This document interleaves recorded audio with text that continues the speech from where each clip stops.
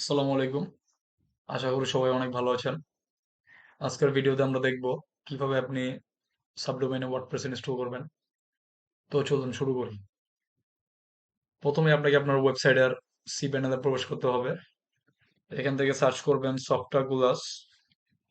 এসব করেছে সফটাকুলাস অ্যাপস ইনস্টলারে আমরা প্রবেশ করব। এখান থেকে আমরা আমাদের ওয়ার্ডপ্রেসটি ইনস্টল করব। সফটাকুলাসে ওয়ার্ডপ্রেসের পাশাপাশি আরো কিছু ওপেন সোর্স সিএমএস দেখা যাচ্ছে। আপনি চাইলে এগুলাও এখান থেকে ইনস্টল করতে পারবেন। যেহেতু আমি এখন ওয়ার্ডপ্রেস ইনস্টল করব, তাই আমি ইনস্টলে ক্লিক করছি।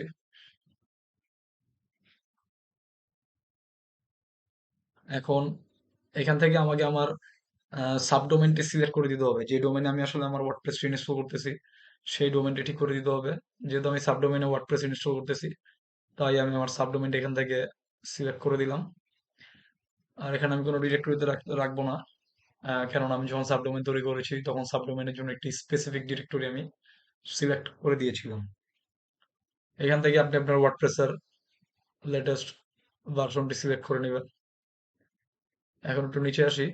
নিচে থেকে আমরা দেখতে পাচ্ছি এখানে সাইড নেম, সাইড ডেসক্রিপশন, দুটি অপশন। আমি একটি সাইড নেম দিয়ে দিলাম। আর সাইড ডেসক্রিপশন আপনি যে কোনো কিছু দিতে পারেন, আপনার সাইডের একটি বর্ণনা আপনি দিতে পারেন। আমি এখানে আপাতত দিচ্ছি না।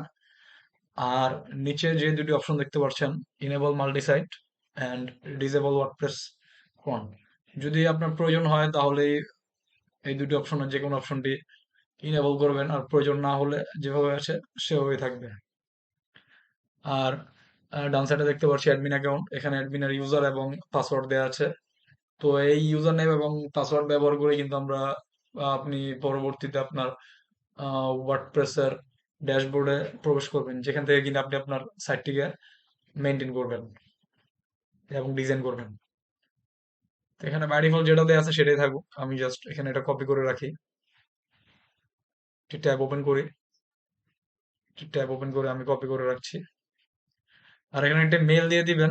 মেল এখানে দেওয়া আছে ডিফল্ট ভাবে। এই মেলটি আপনি দিয়ে দিবেন কেন? আহ, কোনো সাইডে যদি কোনো ওরকম পরবর্তীতে কোনো সমস্যা বা কোনো কিছু হয়, ইস্যু আসে, তখন দেখা গেছে আপনি মেলের মাধ্যমে আহ, জিনিসটা ফিক্স করতে পারবেন। এখানে একটা মেল দিয়ে দিবেন আপনার। এখান থেকে আপনার ল্যাঙ্গুয়েজ, সাইডের ল্যাঙ্গুয়েজ ঠিক করে নেবেন। এখানে কিছু প্লাগিং এর কথা বলতেছে ইনস্টল করার জন্য, যেগুলো আমি এখন ইনস্টল করব না। আপনি প্লাগিং গুলো তখন ইনস্টল করবেন যখন আপনার প্রয়োজন মনে হবে, তখন আপনি প্লাগিং গুলো ইনস্টল করে নেবেন একটি একটি একটি করে। এখন আমি এখানে ইনস্টলে ক্লিক করছি।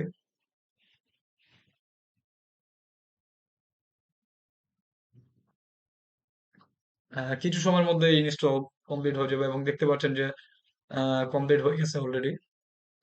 তো এখন যদি আমি আমার সাইডে ক্লিক করি, সাইডের ইউআরএল এ,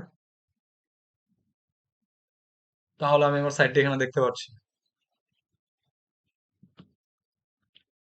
এবং এখানে আপনি সাবডোমেনটিও দেখতে পাচ্ছেন, যে সাবডোমেনে অ্যাকচুয়ালি আপনার ওয়ার্ডপ্রেসটি ইনস্টল হয়েছে। আর আমাদের যে অ্যাডমিনিস্ট্রেটিভ ইউআরএল, সেটি হইতেছে আপনার সাইডে পরে ডাব্লিউপি লগ ইন। আমি ভুল টাইপিং করছি, ডাব্লিউপি লগ ইন। এখান থেকে আপনি আপনার লগ ইন করে পরবর্তীতে ড্যাশবোর্ডে প্রবেশ করবেন। এখানে ওই ইউআরএলটি দিয়ে দিছে। আমি এখন লগ ইন করি। আমার ইউজার নেম ছিল অ্যাডমিন এবং পাসওয়ার্ড ছিল,